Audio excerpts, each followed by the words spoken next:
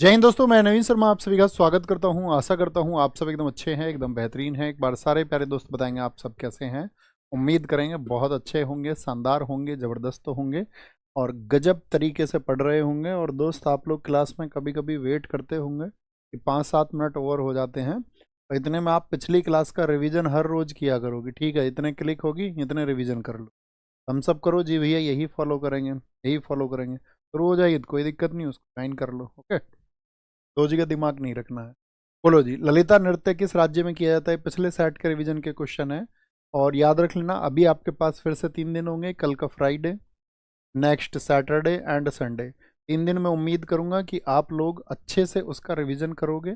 और पिछले सेट ऐसा नहीं है कि जो बहुत पुराना हो गया तो उसको छोड़ दो, आपको कम से कम 5-5 सेट का इकट्ठा रिवीजन करना है। ओके, पक्का करना है इसको, पक्का। ललिता नृत्य किस स्टेट में किया जाता है? महाराष्ट्र में किया जाता है भैया, महाराष्ट्र में। रहीदे और फेरन कहाँ की? रहीदे कहाँ की बताइए? हिमाचल प्रदेश की ड्रेस है। और फेरन कहाँ की ड्रेस है? वो जम्मू एंड कश्मीर की ड्रेस है। अब तक कितनी बार साथी ज्वाइंट सेशन हुए हैं? 3 बार हुए हैं, 3 बार हुए हैं। महात्मा गांधी ने सेवाग्राम आश्रम की स्थापना 1936 में। पक्षी जो साथी अपना एक्सक्रीट करते हैं तो कैसे करते हैं? यूरिक एसिड के फॉर्मेट में करते हैं। कैसे? यूरिक एसिड के फॉर्मेट में, यूरिक अम्ल के फॉर्मेट में, यूरिक अम्ल के रूप में वो करते हैं।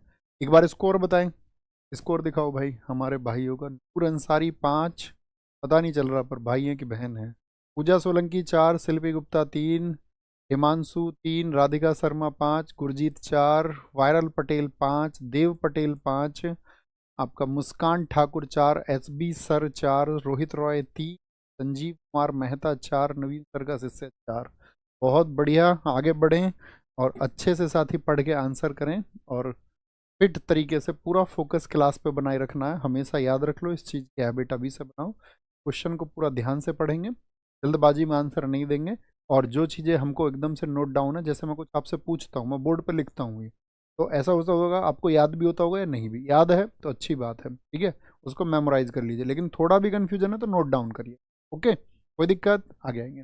तो पुडुचेरी का गराडी लोक नृत्य निम्नलिखित में से किस महाकाव्य से उत्पन्न हुआ? तो पुडुचेरी का गराडी नृत्य रामायण से उत्पन्न हुआ है। और पुडुचेरी में एक टेम्पल है, यहाँ पर एक टेम्पल है आपका विलियानूर। क्या बोलोगे? विलियानूर टेम्पल में ये होता है, विलियानूर मंदिर में। किस मंदिर में होता है? विलियानूर मंदिर में ये आपका आयोजित होता है, विलियानूर मंदिर। और अगर हम पूछें आपसे दोस्त यहाँ पर, जैसे कि हमने आपको एक तो अभी वेस्ट बंगाल वाले नहीं बताए, वेस्ट बंगाल के बताना कौन कौन से डांस है आपका वेस्ट बंगाल के। यात्रा होता है यहाँ पे, यात्रा एक बताना है आपको कोई। यात्रा होता है, कोठी होता है जिसको काठी हम बोलते हैं, मतलब काठी है कोठी बोल देते हैं। बंगले को हम क्या कहते हैं? बंगले में हर कोई यात्रा करना चाहता है, बंगले को कोठी भी कह देते हैं। बंगले वाले कैसे रहते हैं? मरे से रहते हैं, मरसिया। क्या बोलोगे? मरसिया आपका। एक ब्रिता होता है यहाँ पे बंगले में, रात बिता, बिता बिता। तो यहाँ पर क्या होता है? ब्रिता कब किया जाता है? जब चेचक बीमारी होती है, जो स्मॉल पॉक्स चिकन पॉक्स होता है, चेचक बीमारी जब ठीक हो जाए तो तब होता है। एक बंगले के आदमी कैसे बता रखे हैं मैंने आपको? गंभीर होते हैं, गंभीरा। गंभीर से मतलब क्या है? इसी को कहते हैं गंभीरा को। ये आपका नकाब पोष नृत्य है। कैसा है? नकाब पोष नृत्य, नकाब पोष नृत्य है आपका ये। क्या बोलेंगे इसको? ये एक मास्क डांस का कहलाता है, मास्क डांस कहलाता है। यूटी के हमने आपसे नहीं पूछे, जैसे हम आपसे पूछें कि मुझे बताओ लावा, लावा डांस कहाँ का? लावा, जैसे हम आपसे कुछ डांस पूछेंगे यहाँ पर, कुछ डांस के नाम देकर के अब स्टेट पूछेंगे आपसे, ठीक है। लावा और परिचाकली कहाँ के हैं बताओ? लावा और परिचाकली। और एक अच्छे स्टूडेंट होने का अपना दिखाया करो कि भाई हाँ मुझे ये याद है। क्या बोलोगे? लक्षद्वीप में, लक्षद्वीप में लावा और आपका परिचकली कहाँ पर है? ये लक्षद्वीप के। मुझे बताओ वीरा कहाँ का डांस है? वीरा, वीरा कहाँ का डांस है? मंडो कहाँ का डांस है? मंडो। तो आप कहेंगे ये आपका दमन और दीव के हैं। कहाँ के हैं? दमन और दीव के डांस है। दुमहल बताओ कहाँ का है, जिसको दुमहाल भी कहा जाता है कई बार। दुमहल बताओ कहाँ का है। या हफीज़ा बताओ, हफीज़ा। और रऊफ भी होता है यहाँ पे, रऊफ, रऊफ भी होता है यहाँ पे। बच्चा नगमा भी होता है, बच्चा, बच्चा नगमा, जहाँ के बच्चे को भी पत्थर मारने के लिए कह दिया जाता था पहले, आतंकवादी उनको क्या कर लेते अपनी तरफ, वहाँ की हफीज़ा। और यहाँ का होता है हिकात, हफीज़ा ही वहाँ की हकीकत जानती है। तुम जान जाओगे तो उफ कर जाओगे। ये कहाँ की बात कर रहे हैं? जैसी तुम्हें हकीकत पता चलेगी तुम कूद जाओगे। तो ये जम्मू कश्मीर के हैं। कहाँ के? जम्मू कश्मीर के। यहाँ पर साथ ही एक आपका पाथेर नाम से डांस होता है। क्या आप उसका पूरा नाम बता सकते हो? पाथेर नाम से कौन सा डांस होता है? क्या बोलोगे भैया? यहाँ पर भांड पाथेर भी होता है, क्योंकि पत्थरबाजी भी वहां पर बहुत होती थी, भांड पाथेर भी वहां पर होता है। ठीक है, जैसे मैं आपसे पूछूं इस्पाओ डांस बताओ कहाँ पर होता है भारत में? इस्पाओ। बाल्टी डांस बताओ कहाँ पर होता है? बाल्टी। ये वहीं पर होता है जहां पर आपका कोशन डांस होता है, कोशन। ये कहाँ के डांस है? ये लद्दाख के हैं, और सबसे ज्यादा यही पूछे जाते हैं, लद्दाख के। अगर मैं पूछूं भारत के जितने भी नेबरी कंट्रीज हैं, यानी कि भारत के जितने भी पड़ोसी देश हैं, क्या पड़ोसी देश हैं, उनमें से जो चर्चित नृत्य हैं पड़ोसी देशों के, जैसे मुझे बताओ कैंडियन डांस कहाँ का है? कैंडियन। कैंडियन डांस कहाँ पर होता है भारत में? कैंडियन पूछ ले आपसे तो आप कहेंगे श्रीलंका में होता है। क्या बोलो? भारत में नहीं, सॉरी, भारत के किस पड़ोसी देश में? तो श्रीलंका में होता है आपका। झुंगद्रा और पाचाम बताओ। झुंगद्रा और पाचाम डांस कहाँ पर होते हैं? पाचाम ये भूटान में होते हैं। कहाँ पर होते हैं? ये भूटान में होते हैं, भूटान में। मैं आपसे पूछूं इशाला कहाँ का डांस है? इशाला, तो आप कहोगे ये अफगानिस्तान का डांस है। कहाँ का? अफगानिस्तान का। तो भारत के पड़ोसी देशों में ये आपको पता होने चाहिए। ठीक है, तो इस तरह से हमने अपने जो महत्वपूर्ण आपको बताने थे फोक डांस वो बता दिए हैं। नेक्स्ट है पाल्चो और सोरपोटेल निम्नलिखित में कहाँ के पारंपरिक व्यंजन हैं? यानी कि ये कहाँ की ट्रेडिशनल डिश हैं। जैसे खाने की चर्चित होती है ना, लिट्टी चोखा कहाँ का है बताओ? लिट्टी चोखा कहाँ पे था? लिट्टी चोखा, तो आप कहोगे लिट्टी चोखा बिहार का है, तो ऐसे चर्चित पूछे जाते हैं। तो बाल्चो और सोरपोटेल ये कहाँ के हैं? ये गोवा के हैं भैया, गोवा के हैं। उत्तराखंड का बहुत चर्चित है काफूली। क्या बोलोगे? काफूली। काफूली कहाँ पे होता है? उत्तराखंड में। आलू पोस्तो बताओ कहाँ का है? वो सही समझ गए होगे, जहाँ पे नबो बोरसो मनाया जाता है वहीं का आलू पोस्तो। आलू पोस्तो कहाँ का? वेस्ट बंगाल का। श्रीखंड मिठाई कहाँ पर चलती है? श्रीखंड कहाँ की डिश है? तो श्रीखंड है आपका महाराष्ट्र की डिश। मुया अवंदू कहाँ की ड्रेस है? मुया अवंदू कहाँ की ड्रेस है? मुया अवंडू। या आपसे पूछ ले चखवी, ये दोनों एक ही जगह की ड्रेस हैं, बहुत चर्चित हैं भारत में। त्रिपुरा। और एसएससी बहुत पूछती है। लिट्टी चोखा बताओ कहाँ की है? लिट्टी चोखा। लिट्टी चोखा खाएंगे और कहाँ बस जाएंगे भैया? बिहार में बस जाएंगे, बिहार। लिट्टी चोखा बिहार की है। धुसका बताओ कहाँ की है? धुसका। धुसका है साथी आपका झारखंड की। क्या बोलोगे? झारखंड की है, झारखंड की। जदहो ड्रेस बताओ। जदहो। जदहो ड्रेस, ड्रेस करो सॉरी, जदहो जो डिश है वो कहाँ की है? तो वो है मेघालय की। कहाँ की? जदहो डिश है आपका मेघालय की, मेघालय की। कोलम कहाँ की है साथी डिश? खोलम। खोलम डिश है आपका, खोलम डिश है आपका अरुणाचल की। जो मुझे ये बता दे वो टॉपर ऑफ द क्लास सबसे पहले उसको घोषित करेंगे। मैसूर कहाँ की है? मैसूर टैगा। मैसूर टैगा या मैसूर टेंगा कहाँ की है? जिसका आंसर ये सबसे पहले देगा वो आज की क्लास का टॉपर नंबर 1 होगा। कल हमको 5 नहीं मिले, कल 2 मिले थे, आज 5 बताए। मैसूर टेंगा। बताना भैया, ढूंढना, असम जिसने आंसर पहले दिया हो उसका नाम ढूंढ के बताना। मेहरानगढ़ का किला भारत में कहाँ पर स्थित है? तो मेहरानगढ़ का किला है आपका राजस्थान में। मुझे बताओगे आप राजस्थान के कितने पहाड़ी किले हैं जो यूनेस्को में 2013 में, यूनेस्को में कब आपका शामिल हुए थे? 2013 में। कितने ऐसे साथी आपका पहाड़ी किले हैं, यानी कि कितने हिल माउंटेन? क्या बोलोगे? कितना, सॉरी, जो आपका कितना हिल फोर्ट है, हिल फोर्ट, ठीक है, कितना आपका पहाड़ी किला है? तो वो आप कहोगे राजस्थान के ऐसे 6 हैं। तो इनमें से क्वेश्चन बहुत बार एसएससी पूछती है, निम्नलिखित में से कौन सा राजस्थान का पहाड़ी दुर्ग है जो शामिल नहीं है? तो 6 के नाम आपको एटलीस्ट पता होने चाहिए। बताओ जी कौन कौन से हैं? तो सबसे पहला जैसलमेर को याद रखना, जैसलमेर फोर्ट है, हाँ जी। जैसलमेर फोर्ट को ही क्या बोला जाता है भारत में? इसको कहा जाता है गोल्डन फोर्ट। क्या? गोल्डन फोर्ट इसको कहा जाता है, क्योंकि सुबह जब सूर्य निकलेगा तो कैसा? सूरज के जैसा चमकता है। चित्तौड़गढ़ का फोर्ट है, हाँ जी, चित्तौड़गढ़ का फोर्ट है। कुंभलगढ़ की दीवार की लंबाई मैंने आपको बताई थी, जो छात्र साथी आपका पढ़े होंगे, तो बताओ कुंभलगढ़ की, कुंभलगढ़ की जब बैच में आपको पढ़ाया गया होगा, बताओ। आमेर की, आमेर की बताओ। गागरोन, गागरोन। क्या बोलोगे? कुंभलगढ़ की दीवार आपको बतानी है। गागरोन का किला है, एक किला और है, एक किला और है आपका साथी। जैसलमेर हो गया, चित्तौड़गढ़ हो गया, कुंभलगढ़ हो गया, आमेर, एक है रणथंबोर। क्या बोलोगे? एक है जी आपका रणथंबोर। क्या बोलोगे? रणथंबोर का किला, रणथंबोर का किला। तो क्या बोलेंगे कितनी? 36 किलोमीटर भैया उसकी लंबाई है। बहुत शाबाश, 36 किलोमीटर। पंजाब में कौन सा किला है? अब बताओ जरा। किला मुबारक है यहाँ पर। क्या बोलोगे? किला मुबारक, जिसको भटिंडा का किला भी कहते हैं। यहाँ पे किसको कैद कर लिया था? अल्तुनिया ने। तो ये आप कहोगे भैया अल्तुनिया ने यहाँ पे रजिया सुल्तान को कैद कर लिया था। किसको? रजिया सुल्तान को। बहुत बार एसएससी ने पूछता है रजिया सुल्तान को किस किले में कैद करके रखा गया था, या पूछ लेगा रजिया सुल्तान से किस किले का संबंध है। तो यहाँ पर रजिया सुल्तान को क्या कर लिया गया था, कैद कर लिया गया था, कैद कर लिया गया था। महाराष्ट्र के किले आप मुझे बता सकते हैं क्या, महाराष्ट्र में कौन कौन से किले स्थित है? तो आप कहोगे यहाँ पर पन्हाला के याद रखेंगे, सिर्फ एक किला याद रखोगे, पन्हाला का किला यहाँ पर है, ठीक है, पन्हाला का। अगोड़ा बताओ कहाँ पर है, अगोड़ा फोर्ट कहाँ पर है, अगोड़ा, अगोड़ा फोर्ट आपका गोवा में है, कहाँ पर है, गोवा में है। बिहार में है आपका रोहतासगढ़ का फोर्ट, कौन सा, रोहतासगढ़ फोर्ट कहाँ पर है, रोहतासगढ़ किला कहाँ पर है, ठीक है, ये है आपका बिहार में। मुझे बताओ गोलकुंडा किला कहाँ पर स्थित है, गोलकुंडा किला, गोलकुंडा फोर्ट कहाँ पर है? तो गोलकुंडा आपका आंसर आएगा सबका, गोलकुंडा भैया हैदराबाद में है, कहाँ पर है, गोलकुंडा आपका हैदराबाद में स्थित है, कहाँ पर है, हैदराबाद में स्थित है। कालिंजर फोर्ट बताओ कहाँ पर है, कालिंजर फोर्ट कहाँ पर है? तो कालिंजर फोर्ट आप कहोगे, कालिंजर फोर्ट है आपका यूपी में भैया, कहाँ पर है, यूपी में। कांगड़ा फोर्ट बताओ कहाँ पर है, कांगड़ा हिमाचल प्रदेश में है, कहाँ पर है, हिमाचल प्रदेश में है। चंपानेर बताओ कहाँ पर है, चंपानेर फोर्ट कहाँ पर है? तो चंपानेर है आपका गुजरात में, कहाँ पर है, गुजरात में, कहाँ पर है, गुजरात में है। नेक्स्ट है एरावल्ला, कादर और मुदुवर किस राज्य की जनजातियों द्वारा बोली जाने वाली भाषा है? एरावल्ला, कादर और मुदुवार ये साथी कहाँ की ट्राइब्स हैं लैंग्वेज को यूज करती है? तो ये तमिलनाडु की हैं क्या, केरल की, कर्नाटक की हैं, या फिर आपका अरुणाचल की? तो आपका आंसर आना चाहिए ये तमिलनाडु की है। कर्नाटक में तुलु भाषा बोली जाती है, यूपीएसआई में पूछा गया था, क्या बोलेंगे, तुलु भाषा। अरुणाचल में आपका साथी बोली जाती है यहाँ पर नयीसी और अपतानी, कौन सी, नायेसी और अपतानी, जिसको नयीसी भी कहते हैं, नयीसी और अपातानी कहाँ की हैं, अपतानी बोले या अपातानी बोल दे, ठीक है। त्रिपुरा में कौन सी लैंग्वेज बोली जाती है, त्रिपुरा में बताओ, त्रिपुरा में लैंग्वेज बोली जाती है कोक बोरोक, कौन सी, कोक बोरोक लैंग्वेज बोली जाती है, कोक बोरोक। असम में बताओ कौन सी लैंग्वेज बोली जाती है, असम में, असम में लैंग्वेज बोली जाती है आपका बोडो लैंग्वेज, कौन सी, बोडो लैंग्वेज।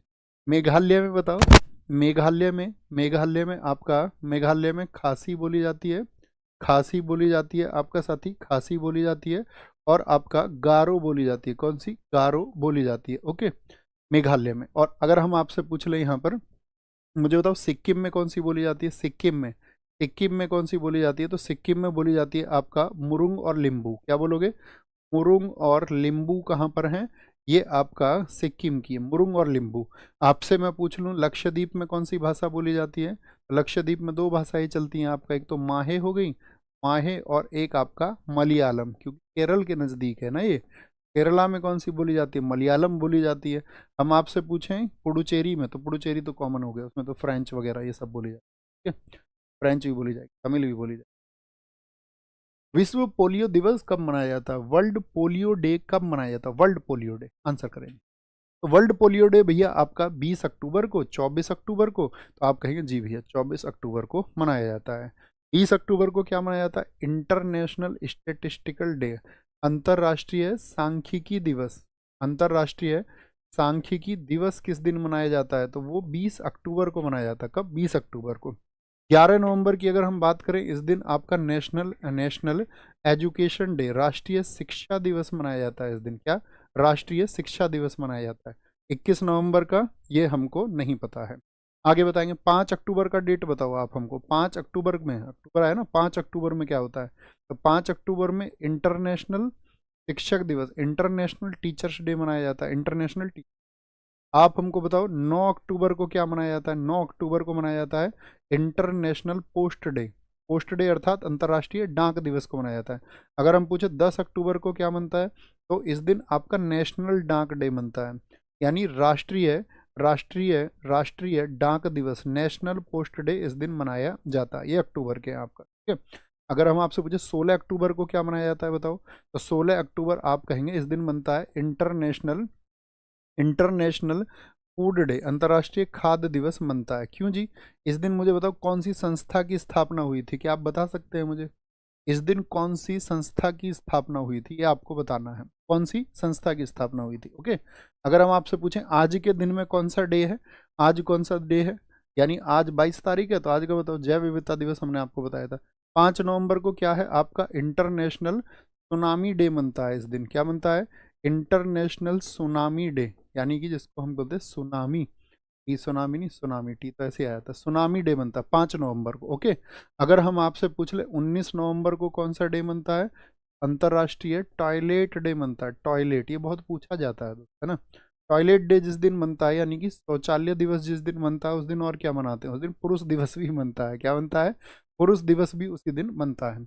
आप हमको बताओ 5 दिसंबर को क्या मनाया जाता है, 5 दिसंबर को, तो 5 दिसंबर को बनता है अंतर्राष्ट्रीय सॉइल डे, यानी कि अंतर्राष्ट्रीय मुद्रा दिवस बनता है। क्या बनता है, अंतर्राष्ट्रीय मुद्रा दिवस, क्या बोलेंगे, अंतर्राष्ट्रीय मुद्रा दिवस। ये बोर्ड भी हैंग होने लगा है, ठीक है, अंतर्राष्ट्रीय मुद्रा दिवस। 10 दिसंबर को बताओ, 10 दिसंबर को बताओ आपका, तो ये बनता है आपका अंतर्राष्ट्रीय मानवाधिकार दिवस, यानी कि आपका ह्यूमन राइट डे बनता है, मानवाधिकार दिवस बनता है, 10 दिसंबर को बनता है, 10 दिसंबर को। 24 दिसंबर को बताओ, 24 दिसंबर को बनता है राष्ट्रीय उपभोक्ता दिवस। क्या बोलोगे, राष्ट्रीय उपभोक्ता दिवस, यानी national consumer day, national consumer day बनता है। लेकिन अगर पूछे विश्व उपभोक्ता दिवस, वो हमने आपको बताया था अभी रिसेंट 1-2 दिन पहले ही, विश्व उपभोक्ता दिवस पूछेंगे तो तब क्या आंसर होगा, फटाफट से आंसर आए आप सब लोग का। तो आपका आंसर आएगा भैया क्या, 15 मार्च आएगा, 15 मार्च, एकदम ठीक है, 15 मार्च एकदम से ठीक है। 24 दिसंबर हो गया आपका। आप हमें बताओ 26 दिसंबर को क्या मनाया जाता है, 26 दिसंबर को कौन सा दिवस मनाया जाता है, सारे लोगों का आंसर आए। 26 दिसंबर को कौन सा दिवस मनाया जाता है, 26 दिसंबर को कौन सा दिवस मनाया जाता है। हाँ, फटाफट से आंसर आना चाहिए सारे लोगों को। भैया मुद्रा नहीं, मृदा होगा, हाँ मृदा ही होगा, मुद्रा तो गलती से लिख दिया, फाइल डे बोला नहीं मैंने इंग्लिश में भी। मृदा दिवस होगा, मृदा, मृदा लिख गया है, बोलेंगे भैया। बहुत बढ़िया जी, बहुत बढ़िया। वीर बाल दिवस, वीर बाल दिवस, वीर बाल दिवस, ये हुई ना बात कमाल की, क्या बोलोगे, वीर बाल दिवस मनाया जाता है, वीर बाल दिवस। गुड गवर्नेंस डे किस दिन बता रखा है मैंने आपको, सुशासन दिवस किस दिन मनेगा बताना जरा, किसकी याद में बनता है सुशासन दिवस, good governance day, good governance day किसकी याद में बनता है। तो जो गुड गवर्नेंस डे है आपका, क्या बोलोगे, गुड गवर्नेंस डे किसकी याद में बनता है, तो गुड गवर्नेंस डे बनता है आपका किसकी याद में, 25 दिसंबर को अटल बिहारी वाजपेयी जी की याद में, किसकी याद में, अटल जी की याद में मनाया जाता है, अटल जी की याद में। ओके, बहुत बढ़िया जी, आगे आओ। पहला विंबलडन टूर्नामेंट साथी आपका, क्या बोलेंगे, पहला विंबलडन टूर्नामेंट कब और कहाँ आयोजित किया गया था, तो 1877 में या 87 में, ये तो दो गलत ही हो गए आपका। तो आप बोलोगे वारपल रोड साइड विंबलडन में आयोजित किया गया था 1877 में।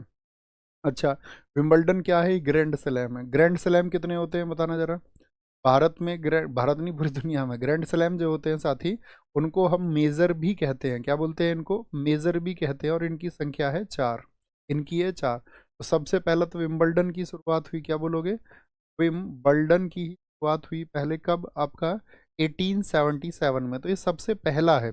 इसके बाद में दूसरा कौन सा था, दूसरा था यूएस ओपन, क्या बोलोगे, यूएस ओपन कब शुरू हुआ था, 1881 में। फ्रेंच ओपन कब शुरू हुआ था बताओ जरा, फ्रेंच ओपन की अगर मैं बात करूं आपसे, तो आप कहोगे 10 साल बाद 1891 में। और फिर कौन सा बचा, ऑस्ट्रेलियन ओपन, कौन सा, ऑस्ट्रेलियन ओपन की अगर हम बात करें तो वो आपका 1905 में। अगर इनके खेलने के अंतर मैं आपसे पूछूं कि विंबलडन कहाँ पर खेला जाता है, तो विंबलडन आपका हमेशा ग्रास पर खेला जाता है, किस पर, घास पर खेला जाता है। यूएस ओपन हमेशा हार्ड कोर्ट पर खेला जाता है, किस पर, हार्ड कोर्ट पर खेला जाता है। फ्रेंच ओपन की बात करें, ये आपका लाल बजरी पर, रेड किले पर, रेड किले पर। और ऑस्ट्रेलियन ओपन ये भी हार्ड कोर्ट पर खेला जाता है, क्या बोलोगे, ये भी हार्ड कोर्ट पर खेला जाता है। लेकिन मैं पूछूं इनके होने का क्रम जो है वो क्या है, किस क्रम में होते हैं। देखो, विंबलडन की कभी पूछा जाए, इसको बोलते हैं आपका क्या, तो हम एक चीज बोलते हैं विंबलडन, क्योंकि सबसे पहले हुआ ना, ऑल इंग्लैंड चैंपियनशिप भी इसको कहा जाता है। इस ग्रैंड स्लैम को ऑल इंग्लैंड चैंपियनशिप कहा जाता है, ऑल इंग्लैंड चैंपियनशिप कहा जाता है, ये इसका एक अन्य नाम भी है, ठीक है, ऑल इंग्लैंड चैंपियनशिप। जैसे आपका फ्रेंच ओपन है, तो फ्रेंच ओपन को रोलैंड, क्या बोलते हैं, रोलैंड गैरोस भी कहा जाता है, किसके नाम पर है ये, रोलैंड गैरोस भी इसको कह दिया जाता है, रोलैंड गैरोस भी इसको कह दिया जाता है। ओके, अब मैं आपसे एक बात पूछूंगा, जैसे हमने बोला रेड किले, लाल बजरी का बादशाह किस खिलाड़ी को माना जाता है। इनके होने का क्रम बताओ दोस्त, आपका किस क्रम में होते हैं, होने का क्रम क्या है इनके, यानी साल में सबसे पहले कौन सा होगा, तो सबसे इसके लिए बोलते हैं केमिस्ट्री का आफबाउ का सिद्धांत। क्या बोलोगे, आफबाउ का सिद्धांत, ठीक है। आफबाउ ए से क्या हो गया, ऑस्ट्रेलियन ओपन सबसे पहले होगा, फिर आपका फ्रेंच ओपन होगा, इनके मंथ भी पूछे जाते हैं किस महीने में, और फिर होगा आपका विंबलडन, विंबलडन होगा, और फिर होगा आपका यूएस ओपन, यूएस ओपन। ये कब होता है, ये जनवरी में हो जाता है, जनवरी, ठीक है, जनवरी में होगा। फ्रेंच ओपन जो होगा आपका वो कब होगा, फ्रेंच ओपन ये आपका मई से जून में हो जाएगा, क्या, मई से जून। और विंबलडन होता है आपका जून से जुलाई में, ठीक है। और यूएस ओपन होता है आपका कब, यूएस ओपन ये अगस्त से सितंबर के बीच में हो जाता है, ठीक है। अब मुझे बताओ साथी, जब पहला विंबलडन हुआ था तो वो पहला ग्रैंड स्लैम हुआ कि नहीं हुआ, 1877 में, ये पहला हुआ या नहीं हुआ। अब मुझे तुम बताओ इसके विजेता कौन थे, इसके विजेता याद रख लेना, इसके विजेता भी याद रखना, पूछा पहला ग्रैंड स्लैम किसने जीता, तो इसके विजेता हैं आपके स्पेंसर गौर। कौन है, स्पेंसर गौर। अब एक क्वेश्चन और पूछेंगे हम आपसे, प्रथम भारतीय कौन है जिन्होंने आपका कोई भी ग्रैंड स्लैम जीता, और कौन सा जीता था और किस ईयर में जीता था, बताओ। तो आप कहेंगे हीराकी, जापान के साथ में जीता था, एक भारतीय थे, क्या नाम है उनका, नोट करो। प्रथम भारतीय ग्रैंड स्लैम विजेता, नाम लिखो, महेश भूपति। महेश भूपति क्या जीता था उन्होंने, 1997 में फ्रेंच ओपन जीता था, ठीक है, मिक्स्ड डबल्स में जीता था, फ्रेंच ओपन जीता था। अगर हम आपसे पूछे यहाँ पर, मुझे बताओ सबसे ज्यादा ग्रैंड स्लैम किसके हैं, सबसे ज्यादा जो साथी आपका ग्रैंड स्लैम है वो किसके हैं अभी तक, 2025 के अनुसार कह रहा हूं, तो पहले नंबर पर इस पर है नोवाक जोकोविच। कौन है, नोवाक जोकोविच। कितने हैं नोवाक जोकोविच के, आप कहोगे नोवाक जोकोविच के भैया आपका 24 हैं। और नोवाक जोकोविच किस देश के हैं, सर्बिया के खिलाड़ी हैं, सर्बिया के खिलाड़ी हैं। और आप इनकी बुक बता दो तो मतलब दिल एकदम से गार्डन गार्डन हो जाए। बताओ जी, नोवाक जोकोविच की बुक कौन सी है, जो लिखेगा वो आपका विजेता नंबर 2 है, जो इसको लिखे। निम्नलिखित में से कौन सी पुस्तक रविंद्रनाथ टैगोर द्वारा लिखी गई है, रविंद्रनाथ टैगोर ने उस बुक को लिखा है। नॉन वायलेंट रेजिस्टेंट, क्या बोलोगे, ये तो गांधी जी की, क्या बोलोगे, नॉन वायलेंट रेजिस्टेंट ये किसकी है, ये तो गांधी जी की, मोहनदास करमचंद गांधी जी की बुक है। द एसेंशियल राइटिंग ये किसकी है, पता नहीं भैया। द वे टू गॉड ये आपका मुंडी की किताब है, डीएल मुंडी। नेशनलिज्म लिखी है किसने, रविंद्रनाथ टैगोर ने, क्या बोलोगे, रविंद्रनाथ टैगोर ने। और अन्य बुक कौन कौन सी हैं इनकी, अदर बुक्स बताना, अदर बुक्स रविंद्रनाथ टैगोर जी की। एक तो इनकी बहुत चर्चित बुक है गीतांजलि, और गीतांजलि के लिए क्या मिला था इनको, नोबेल पुरस्कार। पहले भारतीय और पहले एशियाई भी बने थे, तो बताओ गीतांजलि को किस ईयर में मिला था, गीतांजलि के लिए नोबेल इनको किस ईयर में मिला था, तो ये मिला था नोबेल इनको 1913 में। किस फील्ड में, लिटरेचर के फील्ड में, अर्थात साहित्य के क्षेत्र में इनको मिला, क्षेत्र में, साहित्य के क्षेत्र में। दूसरी बुक है इनकी गल्प गुच्छे, क्या बोलोगे, गल्प गुच्छे किसकी बुक है, वो रविंद्रनाथ टैगोर जी की बुक।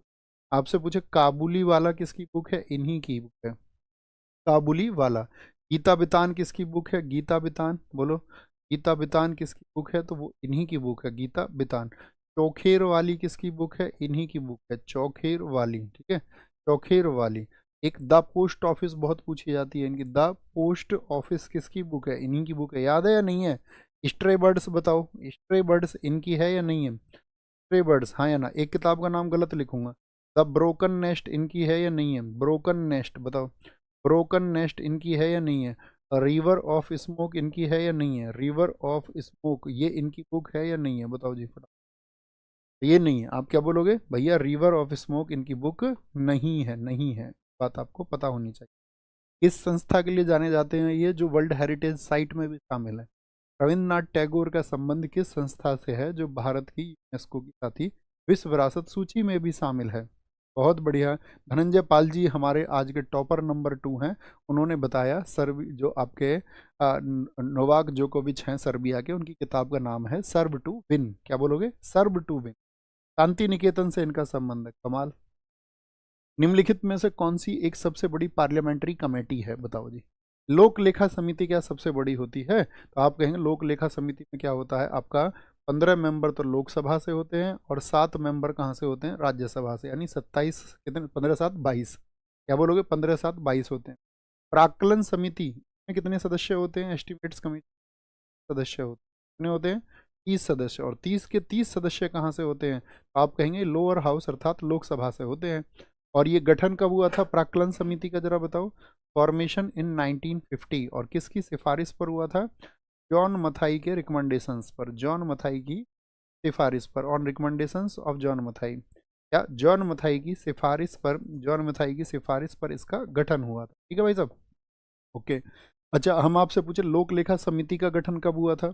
इन दोनों को जुड़वा बहन भी कहते हैं या नहीं, बोलो। हाँ जी, इनको जुड़वा भी कहा जाता है, जुड़वा भी। और लोक लेखा समिति का गठन हुआ था 1900। कितना कार्यकाल होता है इनका, बताना जरा। इसका जो कार्यकाल होता है वो कितना होता है आपका? तो कार्यकाल होता है 1 वर्ष का। क्या बोलेंगे? कार्यकाल होता है 1 वर्ष का। कितना होता है? 1 वर्ष का होता है। सरकारी उपक्रम समिति जो पब्लिक अंडरटेकिंग्स के लिए, ये भी इंपॉर्टेंट है, इसमें भी 15 + 7 होते हैं। यानी 15 कहाँ से होंगे? लोकसभा से होंगे, 7 राज्यसभा से होंगे। ठीक है, ये आपको हमेशा पता होनी चाहिए। विशेष अधिकार समिति में कितने सदस्य होते हैं? प्रिविलेज कमेटी होती है। तो प्रिविलेज कमेटी में कितने सदस्य?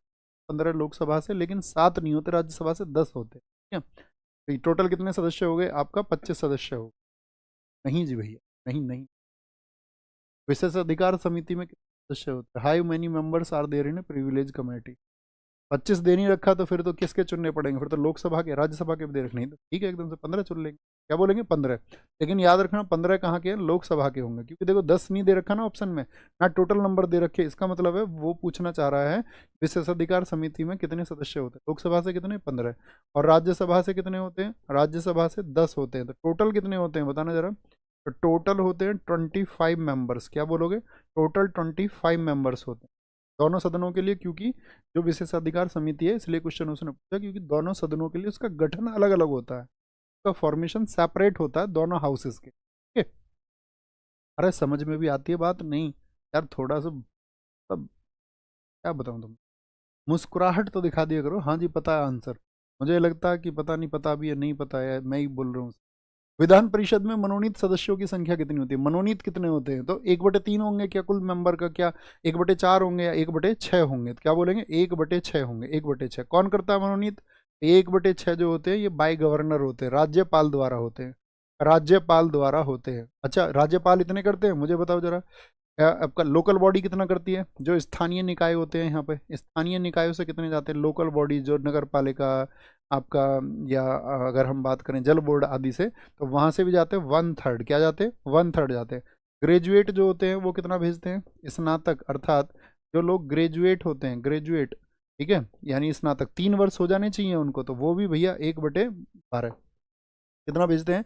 1/12 भेजते हैं। अच्छा, जो स्टूडेंट होते हैं, जो ये तो स्नातक ही तो हो गए छात्र, टीचर कौन से बचे?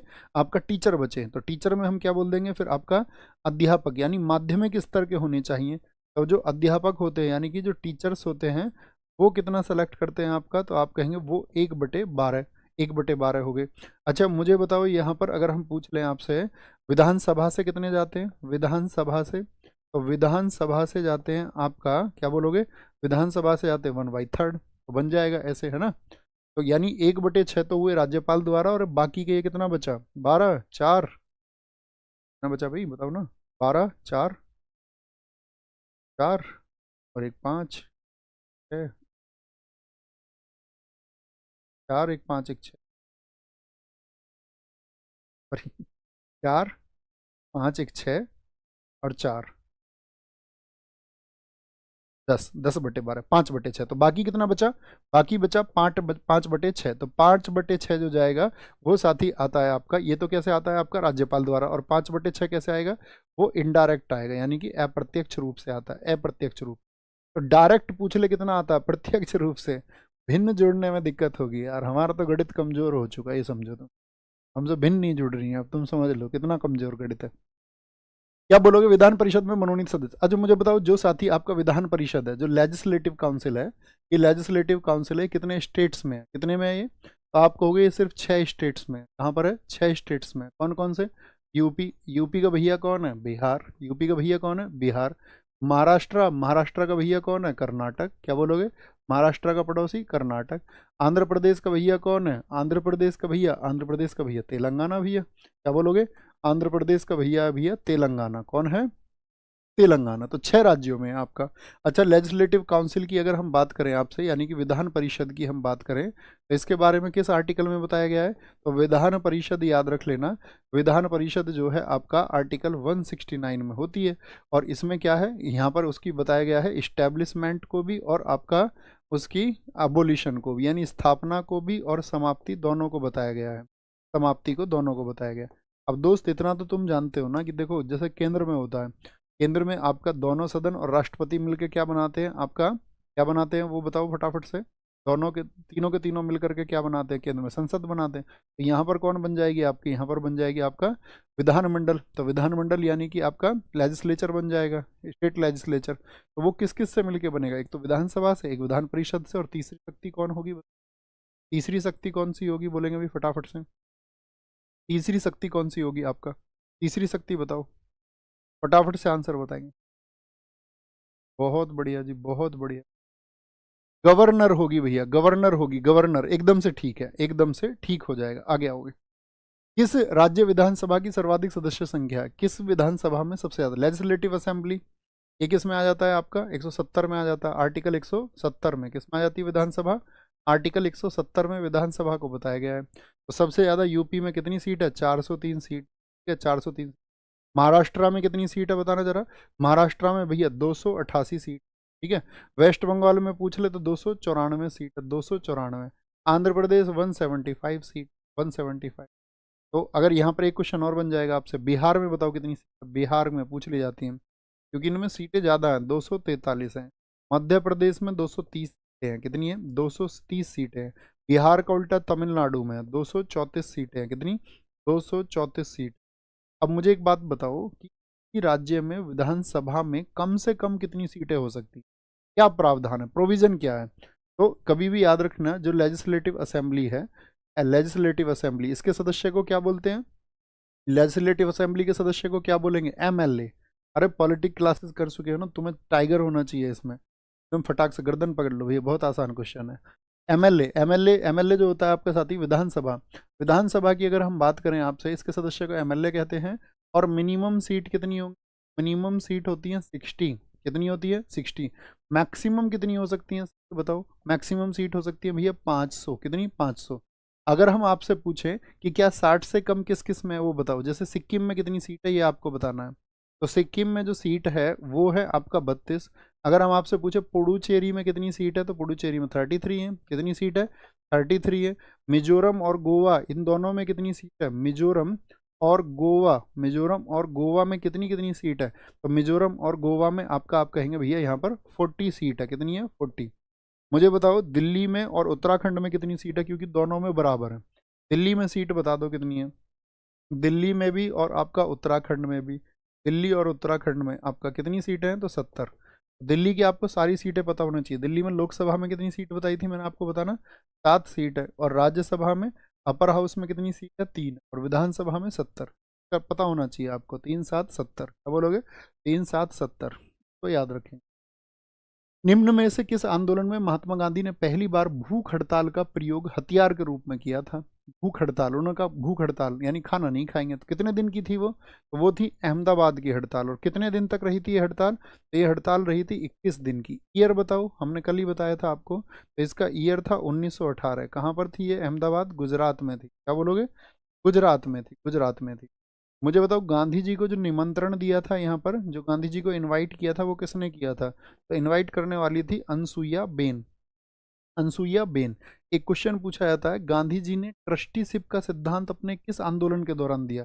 यहीं पर क्या आया गांधी जी का, ट्रस्टीशिप, यानी जो फैक्ट्रियों के या कंपनियों के मालिक हैं वो अपने वर्कर्स का भी ध्यान रखें। ट्रस्टीशिप का सिद्धांत, ट्रस्टीशिप का सिद्धांत भी यहीं पर आया था, ट्रस्टीशिप का सिद्धांत भी आया था। ओके, ये बात याद रखें। असहयोग आंदोलन, कल डेट बताई हमने आपको, बताओ जरा, असहयोग आंदोलन कब चला, 1 अगस्त 1920 को चला था। रॉलेट सत्याग्रह, ये क्या था भैया, काला कानून, काला कानून। ये क्यों आया था देश में बताओ, काला कानून, ताकि भारतीयों को बिना कोई वजह बताए गिरफ्तार किया जा सके, बिना वकील, बिना दलील, बिना अपील। कानून किसको कहा जाता है, रॉलेट एक्ट को, काला कानून। सिडनी रॉलेट की अध्यक्षता में बना था। इसी के विरोध में भारत में कौन सा एक साथी बताओ मुझे, हत्याकांड अंग्रेजों ने अंजाम दिया था, हमारे हजारों भारतीयों को मारा इन अंग्रेजों ने। और आपको एक बार देखना आप केसरी 2 मूवी देखी किस किसने, तो क्या बोलेंगे 13 अप्रैल 19 घटना घटी, तो जलियांवाला कहते हैं, जलियांवाला, ठीक है।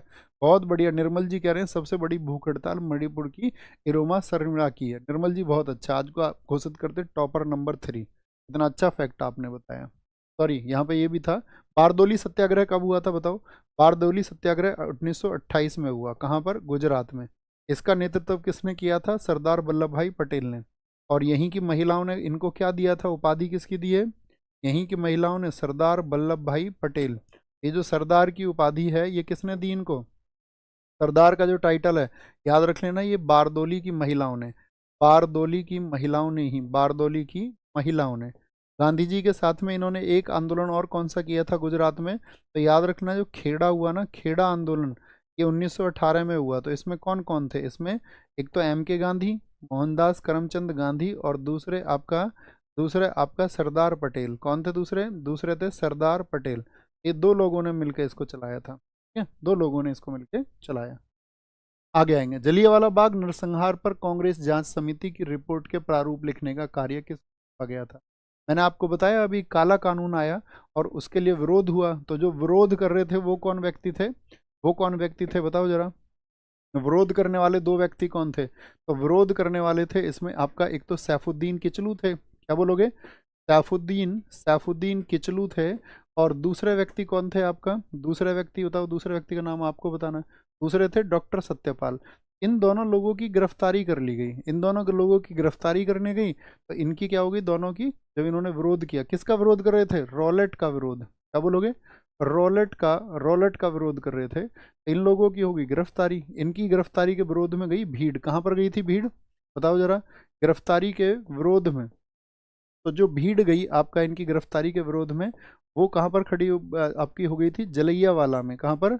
जलियांवाला में। जलियांवाला कहाँ पर स्थित है? अमृतसर में। क्या बोलोगे? अमृतसर में स्थित है, अमृतसर में। और कब हुआ यहाँ पर आपका कांड? वो हुआ 13 अप्रैल 1919 को। 13 अप्रैल 1919 को। मुझे बताओ, इस समय जो लेफ्टिनेंट गवर्नर था उसका क्या नाम था? तो उसका नाम था माइकल डायर। क्या बोलोगे? Michael Dyer. क्या बोलोगे? माइकल डॉयर आपका। और इसी के बाद में आपका याद रखना, जलियांवाला में माइकल डॉयर। और आपका यहाँ पर कौन था दूसरा आपका? जो आपका यहाँ पे जो सुपरिटेंडेंट जनरल था वो था आपका जनरल डायर। General Dyer. तो जनरल डायर की तो खुद की डेथ हो गई थी, इसकी डेथ तो हो गई थी। जनरल डायर जो वहाँ पे गोलियां चलवा रहा था, इसकी डेथ तो हो गई थी 1927 में। लेकिन इसको किसने मारा था 1940 में? 1940 में सरदार उधम सिंह जी ने। उसने, उधम सिंह जी ने इसको मारा था, उधम सिंह जी ने। मूवी देखी विकी कौशल की उधम सिंह? देखो क्या कैरेक्टर है, क्या जबरदस्त। हाँ, क्या बोलोगे? उधम सिंह। उधम सिंह जी ने इसको मारा था। अच्छा, यहाँ पे एक क्वेश्चन पूछा जाएगा, तो कांग्रेस जांच समिति की रिपोर्ट का प्रारूप, ये गांधी जी को जिम्मेदारी इसको मिली, गांधी जी को ये जिम्मेदारी मिली थी। ओके, ठीक है। अब यहाँ पर क्या हो गया आपका? गांधी जी को मिली। और ब्रिटिशियर्स ने, ब्रिटिश ने कौन सा बनाया था? ब्रिटिश ने हंटर कमीशन बनाया। हंटर कमीशन, 8 सदस्य थे। 8 सदस्यों में से भारतीय कितने थे? 3 थे उसमें भारतीय। क्या बोलोगे? 3 भारतीयों को शामिल किया गया। हंटर कमीशन में कितने सदस्य थे? 8 सदस्य थे, 8 सदस्य। इस 8 सदस्यों में से तो क्या थे? 3 इंडियंस थे, 3 भारतीय थे। बहुत पूछा जाता है, भारतीय इसमें शामिल थे। अच्छा, जब ये आपका नरसंहार हो गया तो नाइटहुड की उपाधि वापस की गई थी। बताओ, नाइटहुड की उपाधि किसने वापस की थी? रविंद्रनाथ टैगोर ने नाइटहुड की उपाधि अपनी वापस कर दी थी। राय बहादुर की उपाधि किसने वापस की थी? राय बहादुर। राय बहादुर, ये वो उपाधियां हैं जो वापस कर दी गई थी। तो राय बहादुर, जमुना लाल बजाज ने। किसने? जमुना लाल बजाज ने। क्या बोलोगे? जमुना जमुना लाल बजाज ने, जमुना लाल बजाज ने। गांधी जी ने किसकी उपाधि भारत की वापस की थी? केसर ए हिंद। केसर ए हिंद, केसर ए हिंद, ठीक है। ये गांधी जी को दी थी इन्होंने, क्योंकि फर्स्ट वर्ल्ड वॉर में गांधी जी ने हम लोगों को लड़वा दिया। हमारे लाखों लोग वहाँ पर शहीद हुए फर्स्ट वर्ल्ड वॉर में, इस बदले में कि हमको जो है वो आपका मिलेगी, ठीक है, वो आपका मिलेगी। भैया पुडुचेरी की 30 सीट आपने गलत किया। नहीं भैया, पुडुचेरी विधानसभा में आपका 30 निर्वाचित होते हैं और 3 मनोनीत होते हैं। हिमांशु पाल, वहाँ पर 3 मनोनीत भी होते हैं, ठीक है। अब हम क्या क्वेश्चन पूछ रहे हैं? एक क्वेश्चन और पूछेंगे आपसे। मुझे बताओ, वह कौन है जिसने वायसराय की कार्यकारिणी परिषद से इस्तीफा दे दिया था? वायसराय, यानी कि वायसराय की जो एग्जीक्यूटिव काउंसिल थी उससे उन्होंने कार्यकारिणी से इस्तीफा दे दिया। कार्यकारिणी से इस्तीफा। कौन व्यक्ति थे आपका? वो है आपका, क्या बोलोगे, शंकर शंकर नायर। कौन व्यक्ति है? शंकर नायर ने। अच्छा, जब ये मुझे बताओ जलियांवाला हुआ था तो इस समय पर आपका, जलियांवाला के समय पर जो आपका वायसराय था वो कौन था? जलियांवाला के समय पर वायसराय था इस समय पर आपका, मतलब कि आपका घटना होगी 1919 की, 1919। और 1919 में वायसराय कौन था? तो आपका 16 से 21 तो चैम्सफोर्ड था। कौन था? चैम्सफोर्ड था आपका। कौन था? चैम्सफोर्ड था। एक और क्या क्वेश्चन पूछा जा सकता है यहाँ से आपका? हाँ, ये तो बाकी तो हो ही गया कवर। निम्नलिखित में से किसने 1920 के कलकत्ता के विशेष अधिवेशन में महात्मा गांधी के असहयोग के प्रस्ताव का समर्थन? 1920 के पहले तो मुझे बताओ कलकत्ता का जो विशेष अधिवेशन है इसके अध्यक्ष कौन? 1920 के इसके अध्यक्ष कौन थे साथी? तो इसके जो अध्यक्ष है कलकत्ता के विशेष अधिवेशन अध्यक्ष थे वो थे यहाँ पर लाला लाजपत राय। कौन थे? लाला लाजपत राय थे। क्या बोलोगे? लाला लाजपत राय थे। ये आपको पता होना चाहिए, ठीक है, ये बात याद रख लेना। ये सितंबर, कलकत्ता के विशेष अधिवेशन सितंबर 1920 की बात है, क्योंकि शुरू हुआ था अगस्त में, उसके बाद में इसको समर्थन दे दिया, ठीक है। तो ये किसने दिया था असहयोग के प्रस्ताव को? सीआर दास यानी कि चितरंजन दास ने, आपका बीसी पाल ने, पिनचंद्र पाल ने, एनी बेसेंट ने, या फिर मोतीलाल नेहरू? तो कौन थे? मोतीलाल नेहरू थे। और इनके साथ में और कुछ व्यक्तियों का समर्थन? शौकत अली। तो शौकत अली, और दूसरे व्यक्ति थे इसमें मौलाना मोहम्मद अली। कौन से व्यक्ति थे? मौलाना मौलाना मोहम्मद अली। इन दोनों व्यक्तियों का भी समर्थन मिला। लेकिन समर्थन किसने नहीं दिया था? याद रख लेना, जिन्ना ने कोई सपोर्ट नहीं किया था असहयोग। क्या बोलोगे? जिन्ना ने सपोर्ट नहीं किया था। अब मुझे बताओ असहयोग आंदोलन का प्रमुख कार्यक्रम क्या था? क्या करते थे इस आंदोलन में? पूछा जाता है क्वेश्चन। इनका जो इम्पोर्टेंट प्रोग्राम इसमें होता था, प्रमुख कार्यक्रम होता था, जितनी भी ताड़ी की दुकान यानी शराब की जितनी भी दुकानें थी तो ताड़ी पर इनका विरोध होता था कि जहां भी ये शराब की दुकानें हैं वहां पर विरोध करने के लिए बैठ जाओ, ठीक है। ताड़ी पर धरना, ये यहाँ पे बना। अच्छा, मुझे बताओ असहयोग के दौरान, असहयोग आंदोलन जब चला तो गांधी जी ने किसको अपना वापस कर दिया था? असहयोग के दौरान याद रख लेना, गांधी जी ने अपना जो एक तो जूलू पदक मिला था उनको अफ्रीका में, जूलू पदक, और जो एक बोअर पदक मिला था उसको वापस कर लिया। क्या बोलोगे? जुलू और बोअर पदक क्या कर दिए थे उन्होंने? वापस कर दिए थे, वापस। जुलू तो जानते हो ना सारे लोग, 1906 का पता होना चाहिए आपको, ठीक है। अच्छा, मैं पूछूं कि ये आंदोलन कब से कब तक चला था? आंदोलन कब से कब तक चला? तो आप कहोगे 1920 से शुरू हुआ 1 अगस्त से, और 4 फरवरी 1922 तक चला था। 1922 तक चला था, ठीक है। मुझे बताओ चोरी चोरा घटना सब जानते हो, हम सब करो। चोरी चोरा घटना गांधी जी को किसने बताई? चोरी चोरा घटना की सूचना गांधी जी को किसने दी थी? सूचना गांधी जी को, क्या बोलोगे? सूचना गांधी जी को किसने दी? गांधी जी को। तो आप कहेंगे गांधी जी को ये सूचना दी थी आपका दशरथ प्रसाद द्विवेदी ने। दशरथ प्रसाद दशरथ प्रसाद द्विवेदी ने। एक ये तो क्वेश्चन हो गया आपका परमिशन वाले, ठीक है। अच्छा, जब असहयोग का प्रस्ताव, अगर ये पूछे ना कि ये तो समर्थन का क्वेश्चन हो गया, असहयोग का प्रस्ताव पारित कब हुआ था? तो सीआर दास, याद रखना, इन्होंने इसको पारित कराया था। क्या बोलोगे? सीआर दास ने इसको पारित कराया था आपका नागपुर अधिवेशन में। किसमें? क्योंकि उसके अध्यक्ष यही थे। नागपुर अधिवेशन या नागपुर सेशन लिख लीजिए, नागपुर सेशन 1920 में पारित कराया गया था, ठीक है? याद रखना चाहिए। महात्मा गांधी ने दांडी यात्रा किस आदर्श वाक्य के साथ में आरंभ की थी? दांडी इस डेट को शुरू हुआ था दांडी।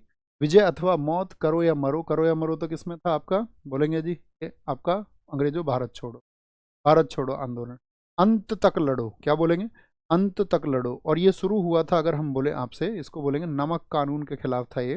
नमक कानून किसके था? नमक कानून के खिलाफ ये थी आपकी, नमक कानून के खिलाफ था, ओके। अच्छा, यहाँ पर अगर हम बात करें, ये शुरू हुआ था 12 मार्च 1930। कब? 12 मार्च 1930 ये शुरू हुआ था, और 6 अप्रैल 1930, 6 अप्रैल 1930 तक ये चला।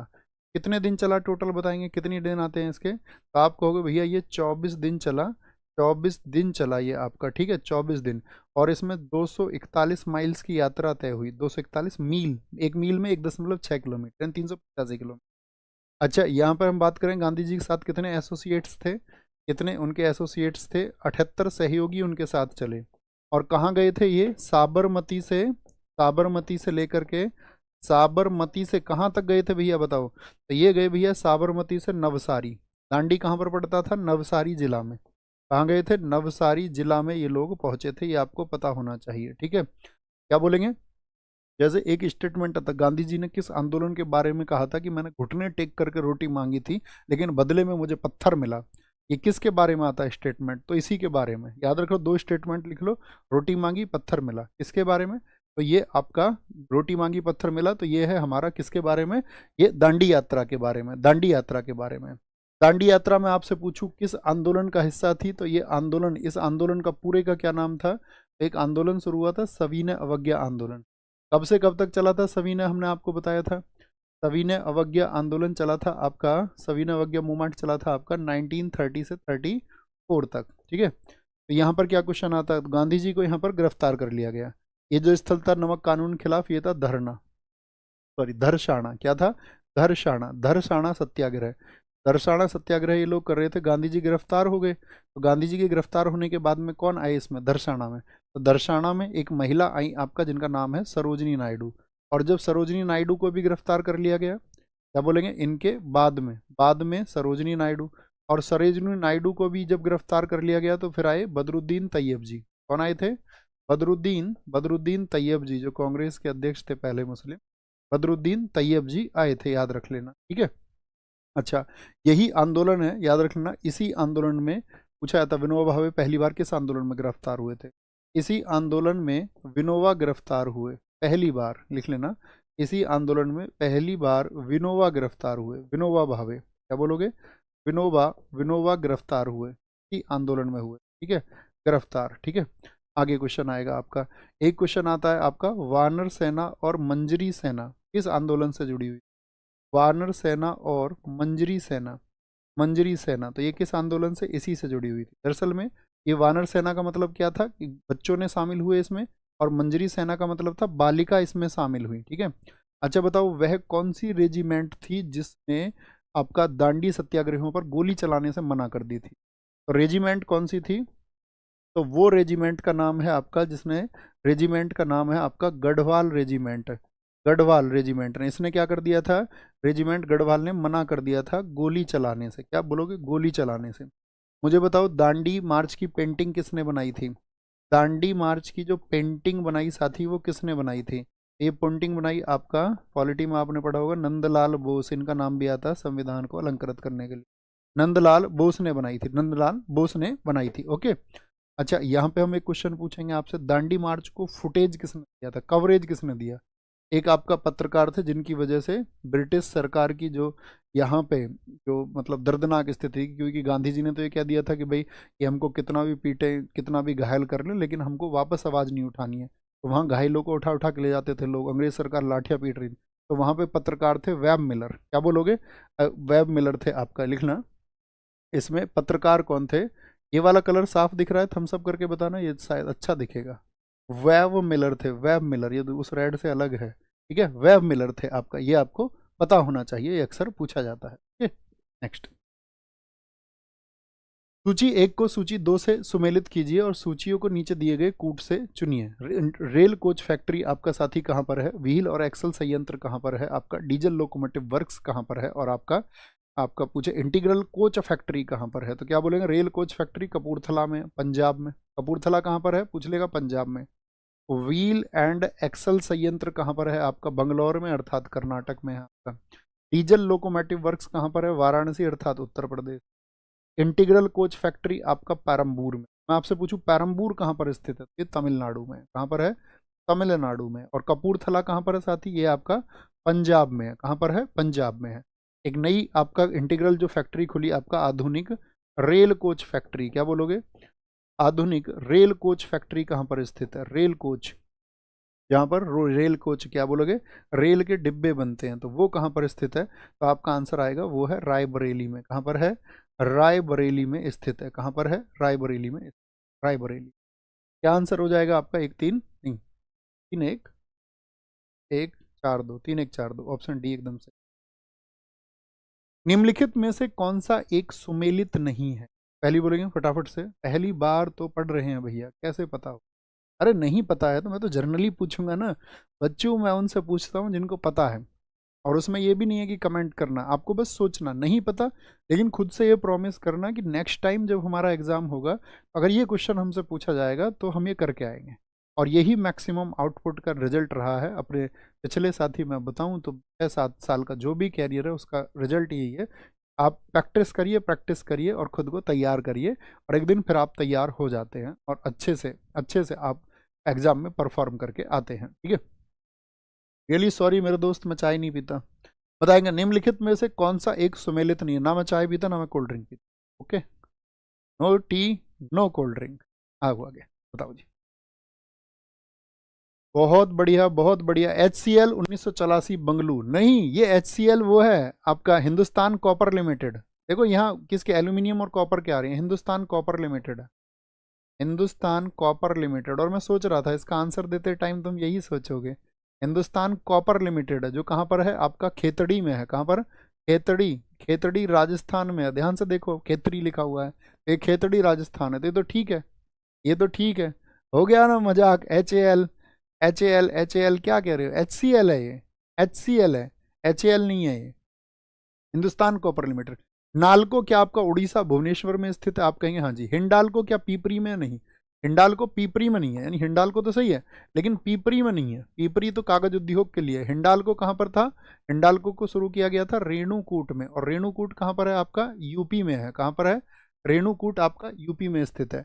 बालको, ये आपका बालको, बालको कहाँ पर है? ये आपका रायपुर छत्तीसगढ़ में, रायपुर छत्तीसगढ़ में।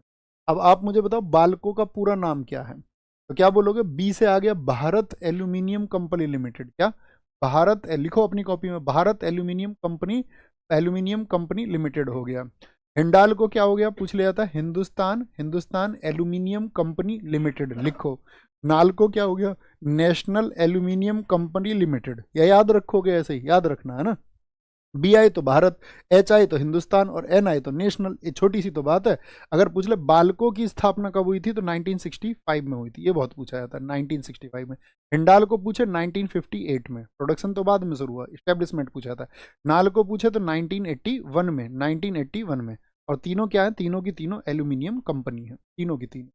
निम्नलिखित जनजातियों में से कौन सा भारत के अंडमान और निकोबार द्वीप समूह का मूल निवासी नहीं है?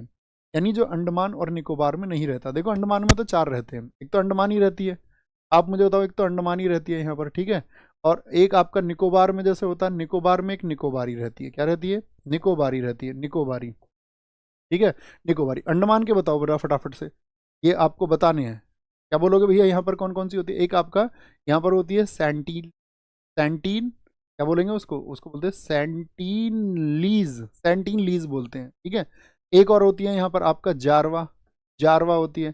एक यहाँ पर होती है आपका ओंगे। क्या बोलोगे? ओंगे। और इन चारों की चारों को ही हम कहते हैं निग्रोट। क्या बोलते हैं? निग्रोट ट्राइब्स, निग्रोट ट्राइब्स। निकोबार में जो रहती है उनको बोलते हैं मंगोलियाड ट्राइब्स। कौन सी? मंगोलियाड ट्राइब्स इनको कहते हैं, मंगोलियाड में आते हैं ये, मंगोलियाड में। तो क्या बोलेंगे? हालचू भी रहती है यहाँ पर, हाँ जी। ओंजे भी रहती है यहाँ पर, हाँ जी। सोमपेन भी रहती है, हाँ जी। सेंटिनलीज, ओंगे, सोमपोन, ठीक है, सोमपेन रहती है यहाँ पर। तो रेंगमा कहाँ की है? रेंग रेंग के कौन चलता है? रेंग रेंग के तो भैया नाग चलता है। ये कहाँ की है? ये नागालैंड की है। कहाँ की है? ये नागालैंड की है, नागालैंड की है। अच्छा बताओ भूटिया कहाँ की है? भूटिया।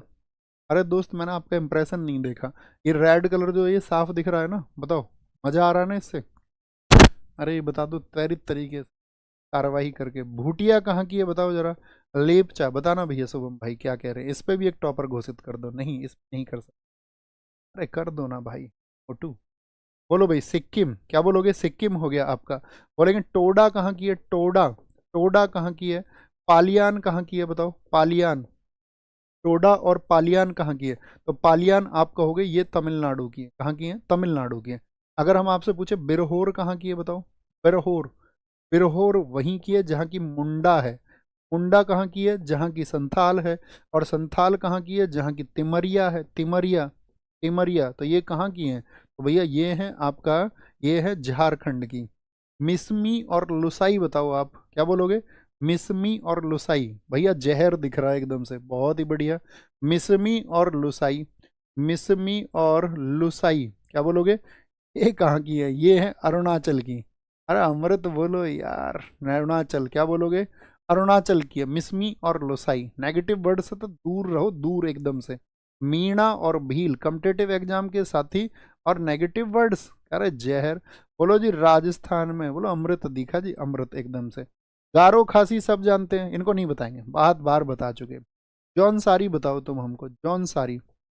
जौन सारी, जौन सारी आपका उत्तराखंड की है, उत्तराखंड की। कोंद कहाँ की है? कोंद जनजाति बताओ जरा। कोंद जनजाति ये आपका ओडिशा की है, क्या बोलोगे? ओडिशा की। ओडिशा में एक जनजाति और थी खोड़, क्या बोलोगे? कौंध और खोड़ जनजाति कहाँ की है? ओडिशा की।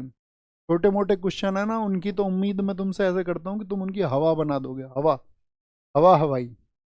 निम्नलिखित में से कौन सा शोध संस्थान सही सुमेलित नहीं है?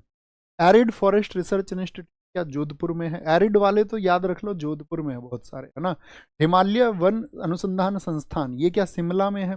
वन अनुसंधान संस्थान क्या ये देहरादून में है? हाँ जी एकदम से ठीक है। फॉरेस्ट रिसर्च, देखो वन होने चाहिए दुगने, क्या बोलोगे? वन होने चाहिए। हिम पड़ती है कहाँ पे? बर्फ, शिमला में। शुष्क, सूखा कौन है? लकड़ी विज्ञान कहाँ पर है? लकड़ी के लिए नहीं भैया, हैदराबाद में नहीं होगा। लकड़ी से बनते हैं बंगले, हेडर नहीं, बंगले। लकड़ी से क्या बनाओगे? बंगलुरु, बंगले बनाएंगे भैया। बंगलुरु मतलब कर्नाटक में है। आप मुझे बताओ काजरी कहाँ पर है? काजरी कहाँ पर बताया था मैंने? Central arid zone research institute. लिखो अपनी कॉपी पे, क्या है ये? केंद्रीय, केंद्रीय, केंद्रीय शुष्क क्षेत्र अनुसंधान संस्थान, यानी कि central arid zone research institute कहाँ पर है? काजरी, काजरी जोधपुर में है। कहाँ पर है? काजरी भैया, यानी एरिड वाले सब जोधपुर में है, ठीक है। पवन ऊर्जा के लिए कहाँ पर है बताओ? नेशनल वाइंड एनर्जी इंस्टीट्यूट कहाँ पर है? राष्ट्रीय पवन ऊर्जा संस्थान कहाँ पर है? राष्ट्रीय पवन ऊर्जा अनुसंधान संस्थान, national wind energy research institute कहाँ पर है? रिसर्च इंस्टीट्यूट ये साथी कहाँ पर है? पवन ऊर्जा संस्थान। आप कहेंगे भैया ये चेन्नई में है, चेन्नई में है, ठीक है, चेन्नई में। अगर हम आपसे पूछ ले, दूसरा हम आपसे पूछ ले, केंद्रीय विद्युत अनुसंधान संस्थान कहाँ पर है? केंद्रीय विद्युत, क्या बोलोगे? केंद्रीय विद्युत अनुसंधान संस्थान कहाँ पर है? तो विद्युत और लकड़ी किसके लिए चाहिए? बंगले के लिए चाहिए। किसके लिए? ये भैया बंगलुरु में स्थित है, आपका बंगलुरु में स्थित है। तीसरा हम पूछेंगे राष्ट्रीय जैविक खेती केंद्र कहाँ पर है?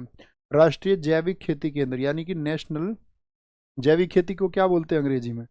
जैविक खेती को, जैविक खेती को बोलते हैं आपका, क्या बोलोगे भैया उसको? अरे जैविक खेती को क्या बोलते हैं? हम ऑर्गेनिक फार्मिंग बोलते हैं, organic farming. National organic farming centre ये कहाँ पर है? नेशनल ऑर्गेनिक फार्मिंग सेंटर ये गाजियाबाद में है। कहाँ पर है ये भाई साहब? गाजियाबाद में स्थित। क्या बोलोगे? जीवन से याद रख लो, जिया। जीवन, जीवन से याद रख लो, जैविक से जिया। जीवन उसी का तो जो जिया, जिया ही नहीं ढंग में, उसका क्या जीवन? आगे बताओ, बोलो भाई। भैया एक बार पेन को ब्लू करके देखो। अच्छा, ये सब्जी मंडी में आए हो क्या तुम?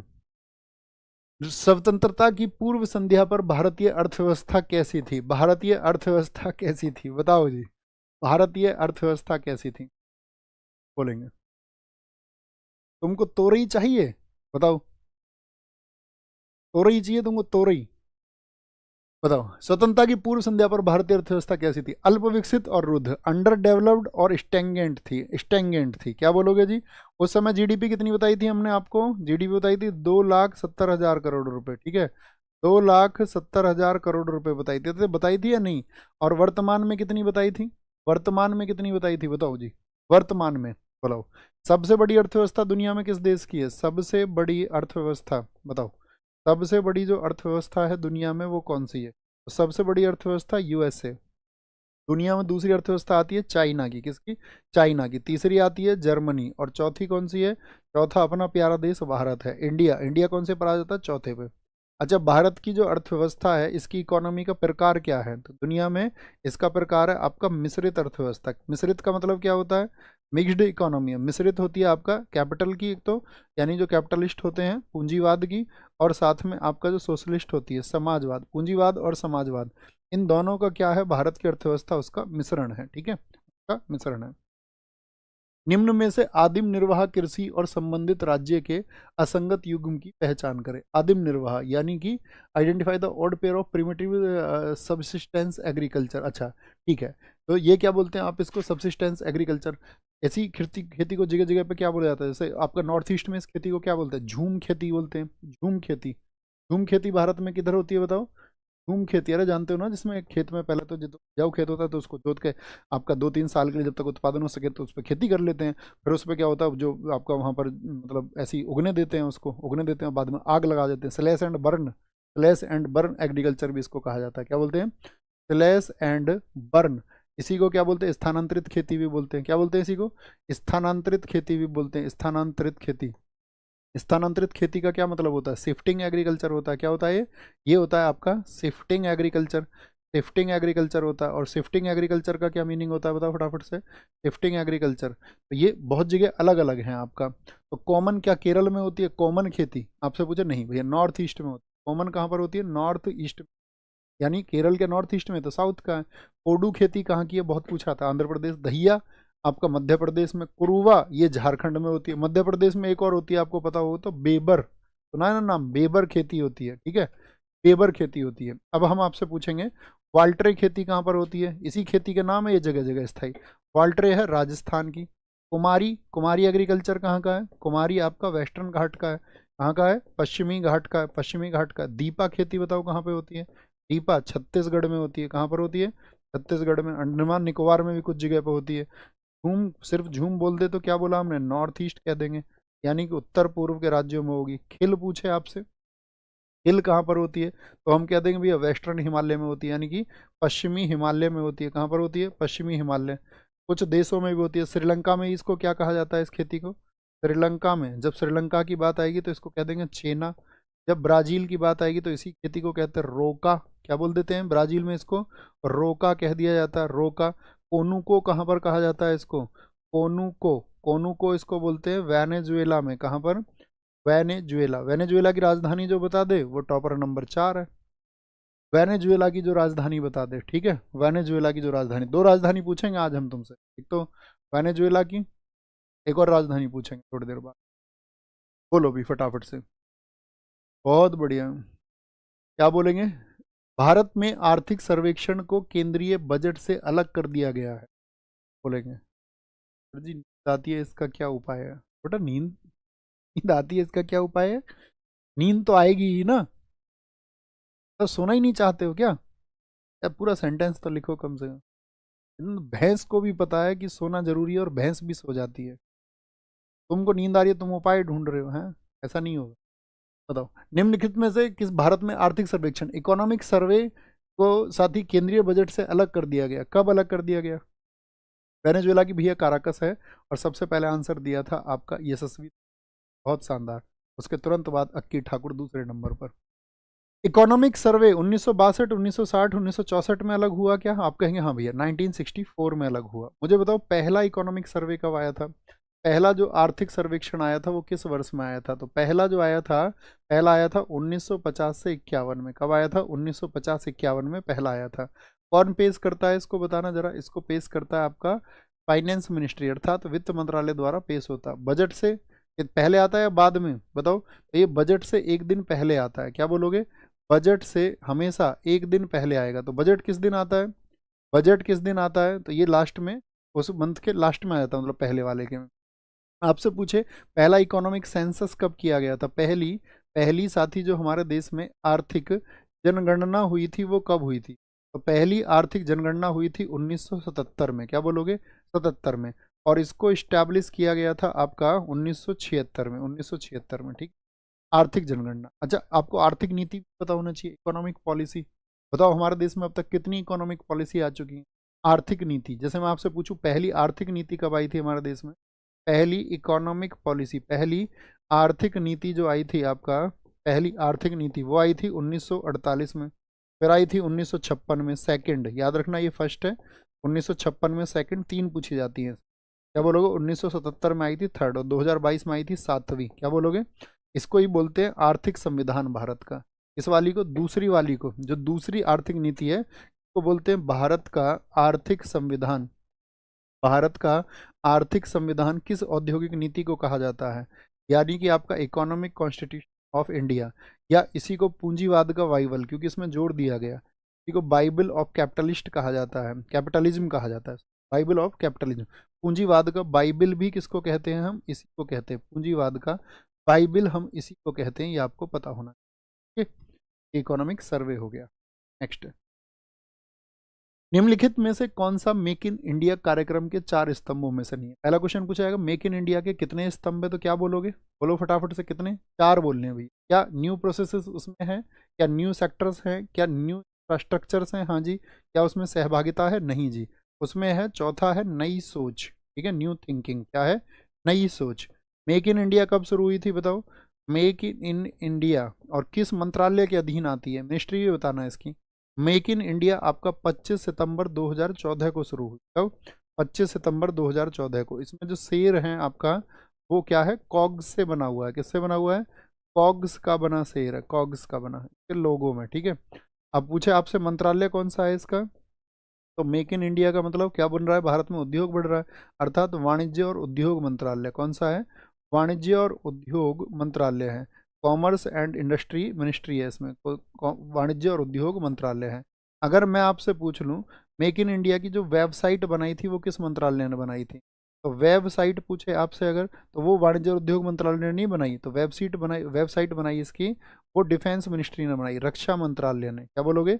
रक्षा मंत्रालय ने। वो याद रखना, अंतर बात है। क्या बोलेंगे? www.makeinindiadefense.gov.in, www.makeinindiadefense.gov.in। वो किसके नाम पर है? वो आपका डिफेंस के नाम पर, डिफेंस के नाम। गुरुत्वाकर्षण का नियम किसके द्वारा प्रतिपादित किया गया था? जो लॉ ऑफ ग्रेविटेशन है वो किसने दिया? गैलीलियो ने दिया, आइजक न्यूटन ने दिया। तो गैलीलियो ने दिया था क्या? नहीं भैया, ये आइजक न्यूटन ने दिया। कब दिया था आइजक न्यूटन ने? 1687 में। 1687 में। कौन सी बुक आई थी इनकी? 1687 में इनकी बुक का नाम था प्रिंसिपिया। कौन सी? प्रिंसिपिया। ईयर बहुत पूछा जाता है इस किताब का। और क्या कह दिया था इन्होंने? F समानुपाती G m1 m2 upon r square. यहाँ पे जी जो होता है, जी इसको क्या बोलते हैं? इसको बोलते हैं ग्रेविटेशनल कांस्टेंट, यानी कि ये आपका सार्वत्रिक नियतांक होता है। क्या होता है? सार्वत्रिक गुरुत्वाकर्षण नियतांक है ये, सार्वत्रिक गुरुत्वाकर्षण नियतांक। ग्रेविटेशनल कांस्टेंट इसको बोलते हैं हम, ग्रेविटेशनल कांस्टेंट। इसकी वैल्यू कितनी होती है बताओ? इसकी वैल्यू कितनी होती है? तो जी जो होता है, जो कैपिटल जी होता है, उसको बोलते हैं 6.67 इंटू 10⁻⁻11। और यहाँ से वैल्यू देखें जी की तो क्या आएगी? बल, न्यूटन इंटू मीटर स्क्वायर। तो क्या बोलेंगे? Newton metre square upon m1 m2 अर्थात किलोग्राम में स्क्वायर, किलोग्राम अपॉन में आ जाएगा, और ऊपर ले जाओ तो किलोग्राम -2, इसमें हो जाएगा -2। ठीक है, तो दिक्कत है क्या इस बात में? नहीं जी। अब इसमें बहुत सारे क्वेश्चन बन जाते हैं कि ग्रहों के जो 2 पिंडों के बीच की दूरी होती है, भाई यही तो होता है, 2 पिंड रखे हुए थे एक दूसरे से, m1 है इसका बाहर, इसका m2 है, इनके बीच की दूरी जो है वो r है। अब पूछते बीच की दूरी को यदि 2 गुना कर दिया जाए तो क्या अंतर आएगा? तो r को 2r कर दोगे तो क्या हो जाएगा? बोलो भाई। तो 4r को अगर 2r कर दोगे तो क्या अंतर आ जाएगा नीचे? 2r का स्क्वायर, 2r का स्क्वायर होगा तो क्या हो जाएगा? यानी कि 4r स्क्वायर हो जाएगा। तो कितना? नीचे 4 हो गया तो चौथा ही हो जाएगा। कितना हो जाएगा? 1/4 हो जाएगा। कितना हो जाएगा? 1/4 हो जाएगा। ठीक है, याद रखेंगे इसको? नहीं याद रखेंगे? जॉन्स कैपलर ने क्या दिए थे? कैपलर ने दिए थे गति के नियम। क्या दिए थे इसने? क्या बोलोगे? किसकी गति के नियम? ग्रहों की गति के नियम। ग्रहों की गति के नियम, यानी कि मोशन ऑफ प्लैनेट्स के नियम इसने दिए। मोशन ऑफ प्लैनेट्स किसमें दिया था? इसने दिया 1609 में। एक किताब लिखी थी एस्ट्रोनोमिया नोवा। कौन सी बुक थी? एस्ट्रोनोमिया नोवा। एस्ट्रोनोमिया नोवा बुक में इसने अपने नियमों को दिया था, एस्ट्रोनोमिया नोवा में। ठीक है, एस्ट्रोनोमिया नोवा में। ठीक है, कक्षाओं के नियम आपने देखे होंगे, परिक्रम क्षेत्रफल के नियम, ये सब उसी में दिए गए। अच्छा, अल्बर्ट आइंस्टीन बता दो आप मुझे। The world as you see it इनकी किताब का नाम है, the world as you see it. Einstein को नोबेल किस ईयर में मिला? कोई बता सकता है? आइंस्टीन को दुनिया में बहुत ज़्यादा खतरनाक आदमी बनने का मत सोचना तुम, यार मैं तो राज करूंगा एक दिन ये। आइंस्टीन रहते थे जर्मनी में, हिटलर का उदय हुआ 1933 में, उसको जर्मनी से भागना पड़ा, है ना, यूएसए आना पड़ा। सोचो, इतने महान वैज्ञानिक की भी कदर नहीं है, तो आम इंसान की क्या कदर होगी। मेरी क्यूरी ने किसकी खोज के लिए नोबेल पुरस्कार प्राप्त किया? 1921। याद रखना, आइंस्टीन को जो नोबेल मिला था 1921 में मिला था, 1921 में मिला। मैरी क्यूरी ने किसकी खोज के लिए नोबेल पुरस्कार प्रदान किया? मैरी क्यूरी को पहली बात तो बताओ, ऐसी अकेली महिला है जिन्होंने 2 क्षेत्र में नोबेल पाया है, यानी फिजिक्स में भी और केमिस्ट्री में। 1903 में भी और 1911 में भी, ठीक है। और किसके लिए? यूरेनियम के लिए क्या? नहीं भैया, रेडियम के निष्कर्षण के लिए। कब कब? 1903 में फिजिक्स के लिए, 1903 में फिजिक्स के लिए, और 1911 में केमिस्ट्री के लिए। किसके लिए? केमिस्ट्री के लिए इनको मिला था, ये बात आपको पता होनी चाहिए। क्वेश्चन, कार्बोहाइड्रेट, प्रोटीन और वसा का पाचन पूर्ण रूप से कहाँ होता है? बहुत जबरदस्त क्वेश्चन, बताओ जी। देखो पाचन कैसे शुरू होता है? आप कहोगे पाचन की अगर हम बात करें तो वो मुख से ही स्टार्ट हो जाता है या नहीं? मुख से स्टार्ट हो जाता है या नहीं हो जाता? बोलो भी फटाफट से। आप कहेंगे हाँ जी, माउथ से, या बक्कल, आपका जो कैविटी होती है, मुख गुहा भी जिसको बोलते हैं, मुख गुहा, बक्कल कैविटी से स्टार्ट हो जाता है। और फिर कहाँ जाता है खाना? आहार नाल में, यानी कि फूड पाइप में जाता है। इसके बाद में कहाँ जाता है? स्टोमक में, अर्थात आमाशय में जा जाता है, आमाशय में, स्टोमक में। और स्टोमक से कहाँ जाता है? वहाँ से जाता है आपका स्मॉल इंटेस्टाइन, छोटी आंत में। और इससे फिर लार्ज इंटेस्टाइन, यानी कि आपका जो बड़ी आंत है, फिर बड़ी आंत में जाता है।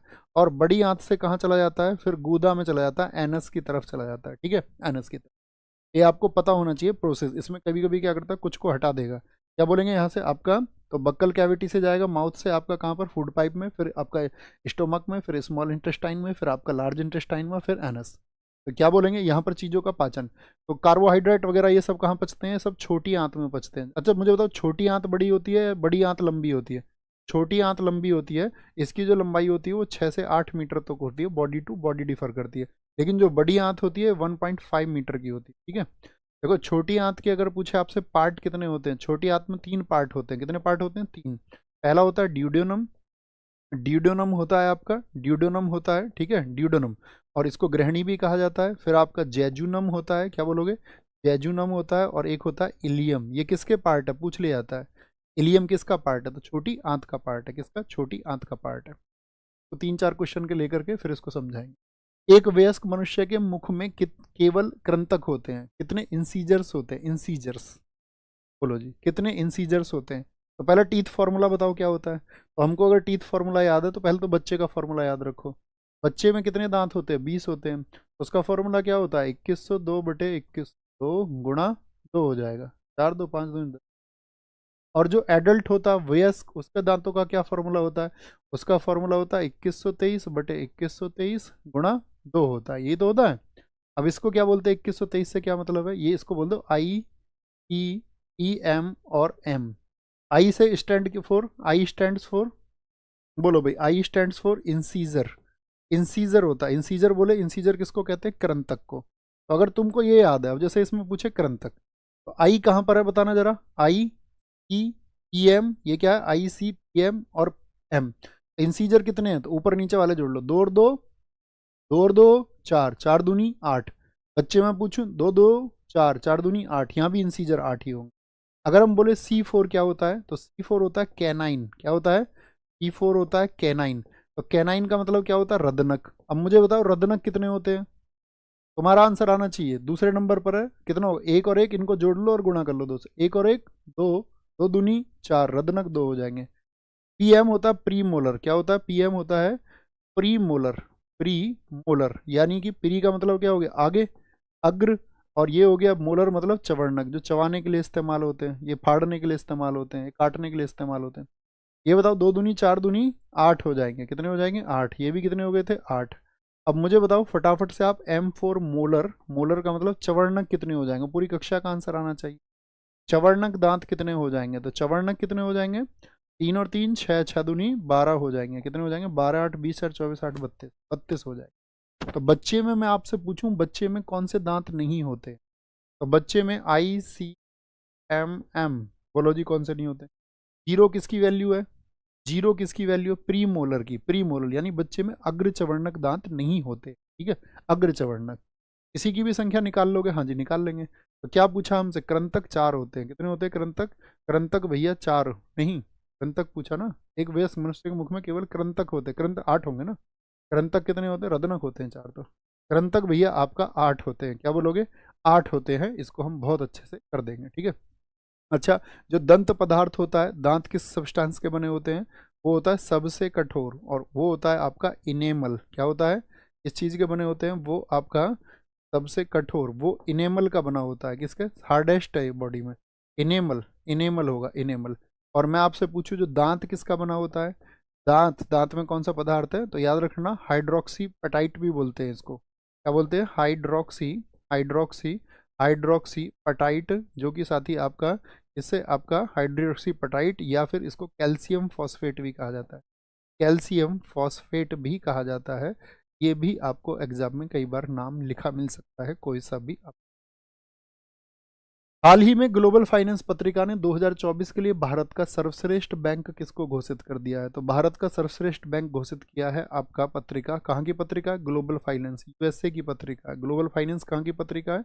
यूएसए की पत्रिका। और भारतीय स्टेट बैंक को, भारतीय स्टेट बैंक की स्थापना बताओ कब हुई थी आपका?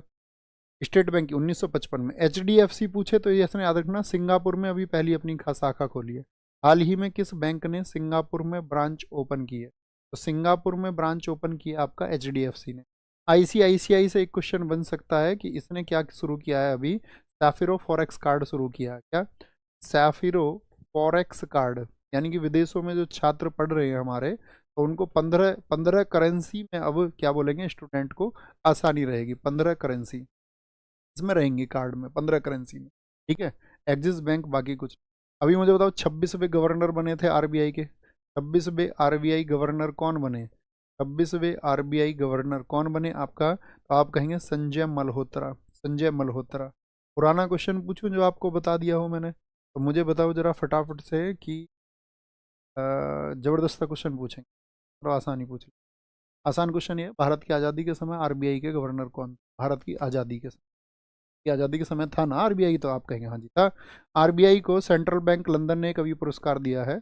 आरबीआई को सेंट्रल लंदन बहुत पुरस्कार देता है, लंदन वाला सेंट्रल बैंक लंदन, यही है दुनिया में जननी सभी की। सेंट्रल बैंक लंदन ने अवार्ड दिया है, बहुत लंबी कहानी है, पगला जाओगे। सेंट्रल बैंक लंदन ने अवार्ड दिया, और वो अवार्ड है डिजिटल परिवर्तन पुरस्कार। बस हिंट ही दे सकता हूँ आपको, डिजिटल परिवर्तन पुरस्कार, डिजिटल परिवर्तन पुरस्कार, डिजिटल परिवर्तन पुरस्कार।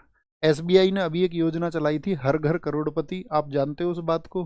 बताओ कौन सी योजना चलाई थी स्टेट बैंक ऑफ इंडिया ने? हर घर लखपति या हर घर करोड़पति? आप याद रखना, हर घर लखपति। ये किसकी योजना है? स्टेट बैंक ऑफ इंडिया ने की योजना चलाई। हालांकि योजना तो दो चलाई, एक थी इनकी हर घर लखपति, क्या बोलोगे? हर घर लखपति। लोन दे दो, लूट लो सबको, है ना? क्या बोलोगे? अच्छी बात है ना? ABI patrons, ABI patrons, ABI patrons, फिर हड़प लो अपने आराम से। एबीआई पैट्रॉन्स योजना भी इन्होंने ही चलाई, एबीआई पैट्रॉन्स। सीडी देशमुख थे भैया, बहुत कमाल। एम के भाई सबसे पहले आंसर आपने दिया। हाल ही में यूएन महासभा, यूएन महासभा यानी कि UN security council in the 79th century, अच्छा, हाल ही में यूएन महासभा के 79वें सत्र में किस देश ने भारत के यूएन सुरक्षा परिषद, सुरक्षा परिषद आप जानते हैं, सिक्योरिटी काउंसिल मैं आपको बता चुका हूं दोस्त। मुझे बताना, सिक्योरिटी काउंसिल, इसको दुनिया का पुलिसमैन कहते हैं। इसमें कितने मेंबर होते हैं टोटल? इसमें 15 मेंबर होते हैं। इसमें 10 क्या होते हैं? नॉन परमानेंट होते हैं, और 5 क्या होते हैं? परमानेंट होते हैं। परमानेंट हमेशा के लिए, और नॉन परमानेंट यानी कि जो टेम्पररी होते हैं, टेम्पररी कितने ईयर्स के लिए चुने जाते हैं? 2 वर्षों के लिए चुने जाते हैं, 2 वर्षों के लिए। स्थायी सदस्यता के लिए प्रस्ताव, ये भूटान हमारा दोस्त है, बाहें खोल के स्वागत करो। हाँ भूटान, भूटान के बारे में एक याद रख लेना। अभी इसने एक घोषणा की है, जो टूरिज्म है, टूरिज्म है, इसमें पर्यटन में क्रिप्टो भुगतान अब पॉसिबल है। क्रिप्टो भुगतान, फिर टूरिज्म के लिए कोई भी व्यक्ति जाएगा और क्रिप्टो में वहाँ पर पेमेंट अपनी करना चाहेगा, यानी कि डॉज कॉइन जो है आपका, बिटकॉइन वगैरह, इन सब में वो कर पाएगा। ओके, अब देखो यूएन महासभा की बात कर लेते हैं। यूएन महासभा के, मुझे बताओ इसके अध्यक्ष कौन है? यूएन महासभा के जो अध्यक्ष हैं वो है फिलेमान यंग। कौन है? फिलेमान यंग, फिलेमान यंग हैं आपका, जो कहाँ के हैं? कैमरून के हैं, कैमरून के। इसकी राजधानी बताओ मुझे, कैमरून की राजधानी क्या है? कैमरून की कैपिटल बताओ दोस्त, कैमरून की कैपिटल क्या है? वो है आपका याओंदे। क्या बोलोगे? याओंदे, या आंदे, कैरम खेलने के लिए या आंदे। ठीक है, अफ्रीका महाद्वीप का देश थे। तो फुलेमान यंग कहाँ के अध्यक्ष है भैया? ये यूएन महासभा के हैं। कहाँ के? यूएन महासभा के। आगे बताओ जी, किस राष्ट्रीय उद्यान को भारत का 58वां बाघ रिजर्व, 58th टाइगर रिजर्व बना है? अच्छा, मैं आपसे पूछूं यहाँ पर 57th कौन सा था, ये भी आप बताना। 58वां आपका हो गया ये माधवगढ़ बना हुआ। माधवगढ़ कहाँ पर है? आपका एमपी में है। 57वां बना था रातापानी, ये भी कहाँ का है? रातापानी, ये भी एमपी का है, ये भी एमपी का है। मुझे बताओ, जब हमारे यहाँ पर टाइगर प्रोजेक्ट शुरू हुआ था तो किस दिन शुरू हुआ था टाइगर प्रोजेक्ट? तो टाइगर प्रोजेक्ट शुरू हुआ था 1 अप्रैल 1973 को दोस्त। कब? 1 अप्रैल 1973 को शुरू हुआ था, 1 अप्रैल 1973 को। और यहाँ पर कितने टाइगर रिजर्व बनाए गए थे? 9 टाइगर रिजर्व बनाए गए थे, 9 टाइगर रिजर्व, ठीक है, टाइगर रिजर्व। और मैं पूछूं आपसे, इंटरनेशनल टाइगर डे कब मनाया जाता है? राष्ट्रीय बाघ दिवस कब मनाया जाता है? टाइगर डे तो ये मनता है आपका 29 जुलाई को। कब? 29 जुलाई को। ये टाइगर प्रोजेक्ट इंदिरा गांधी जी के समय पर शुरू हुआ था। किसके समय? इंदिरा गांधी जी। किसके प्रयासों से शुरू हुआ था? तो इसके लिए एक व्यक्ति थे, कैलाश सांखला। क्या बोलोगे? कैलाश सांखला इसके लिए थे। और कैलाश सांखला को इसीलिए क्या कहते हैं हम? Tiger man of India. क्या कहा जाता है इनको? टाइगर मैन ऑफ इंडिया किसको कहा जाता है? टाइगर मैन ऑफ इंडिया किसको कहा जाता है? टाइगर मैन ऑफ इंडिया तो वो कहा जाता है आपका कैलाश सांखला को। ओके। और यहाँ पे याद रखना 2023 में आपका बाघ जनगणना हुई थी, टाइगर का सेंसस हुआ था। कितने वर्षों में होता है बाघ जनगणना? फटाफट से आंसर करो। बाघ जनगणना हुई थी यहाँ पे 3682 टाइगर्स हैं देश में। कितने हैं? 3682 टाइगर्स है, याद रख ले। तो जो बाघों की जनगणना होती है, जो टाइगर की संख्या दुगनी करता है, उसको T2 अवार्ड दिया जाता है, T×2। और आपका 4 वर्ष में होती है। कितने वर्षों में? 4 वर्ष में। जैसे मनुष्यों की होती है 10 वर्ष में, तो यहाँ 4 वर्ष। तो बच्चू पटेल याद रख लेना। तैयारी कैसी चल रही है पहले कमेंट सेक्शन में बताओ मुझे, तैयारी कैसी चल रही है? किस एग्जाम की तैयारी कर रहे हो? जिस किसी भी एग्जाम की तैयारी कर रहे हो, जो मेथड मैंने बताया, दुनिया में कोई प्रोसेस नहीं है, आपको भागने की जरूरत नहीं है कहीं भी। खुद को स्टेबल बनाइए, ठीक है। बस ये देख लीजिए, अच्छा मेरा सिलेबस ये है, इसके अकॉर्डिंग मुझे एसएससी की तैयारी करनी है। एसएससी का तैयारी कर रहे हो? एसएससी का तो आप अपना जो थ्योरी नोट्स है ना, उसको कितनी देर रिवाइज कर रहे हो? रोज 1 घंटा इसको देना पड़ेगा। 4-5 टॉपिक डेली दे दो।